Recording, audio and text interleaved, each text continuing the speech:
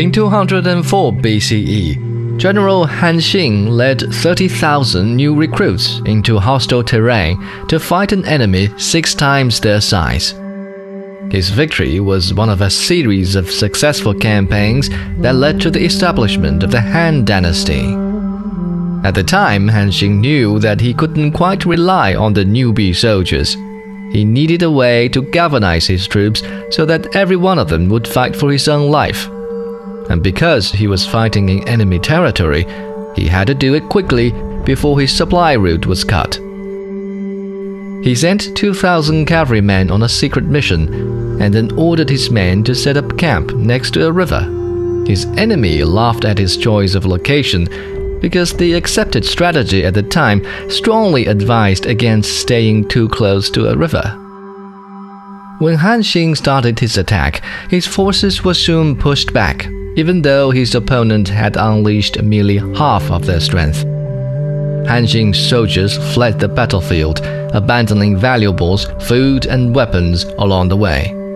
The enemy soldiers broke ranks to collect the booty.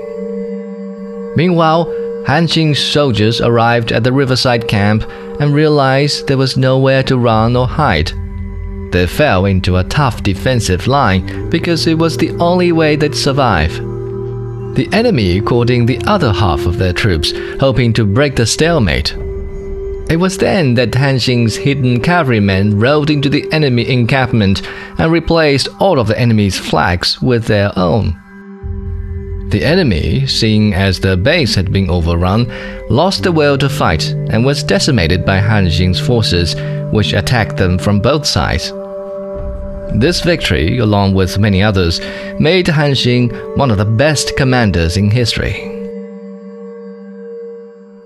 In this story, Han Xing demonstrated exceptional prowess at military command. Some of the decisions he made could serve as textbook examples for Sun Tzu's theories. The arrangement of the main force and the cavalrymen, for instance, perfectly demonstrated the idea of Ji and Zheng, a flexible strategy matched with a strong defense. The main force and the cavalrymen could switch roles depending on how things developed on the battlefield. A clearer perspective, however, is revealed about the state of mind of the soldiers. Here, Han Xing was fully aware of the limits of his fledgling soldiers, so he created a situation where they had to fight if they were to survive. With retreat no longer an option, the poorly trained soldiers became a force to be reckoned with. Sun Tzu also studied the state of mind of soldiers.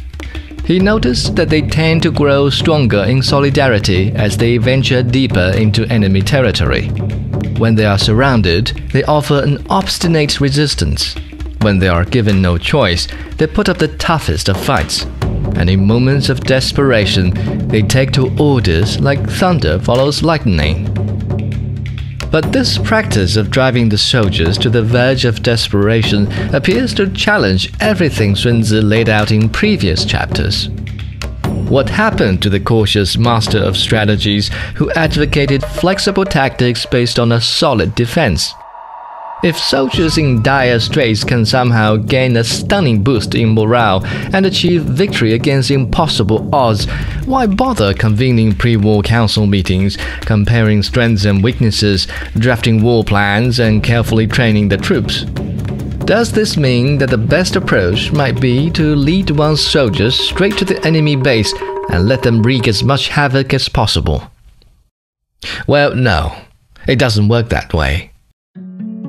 The history of war is full of amateurish commanders who, feeling inspired from reading just a few pages of a strategy book, intentionally put their forces into harm's way, hoping that this would provide them with enough motivation to fight until they prevailed.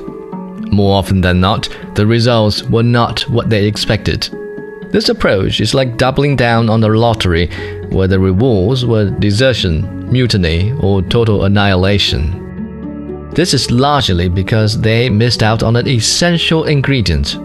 Sun Tzu pointed out that simply throwing away the cooking pots and burying the chariot wheels in an attempt to show off one's determination to fight to the end is an exercise in futility unless the army is properly managed. In a well-trained army, both the strong and the weak are equally valiant, and each part of the army has to work together as if they were a person's arms and limbs.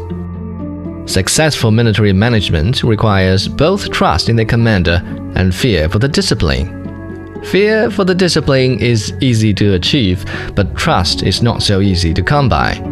Indeed, Sun Tzu warned that gaining trust needs to come before the discipline.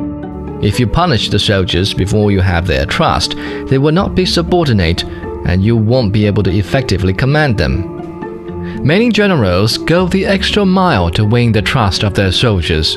The general and reformist politician Wu Qi in the 5th to 4th century BCE ate, slept, and fought side by side with the rank and file. At one point, he even sucked the pus from the festering wounds of a common soldier. When the mother of that soldier heard this, she wept.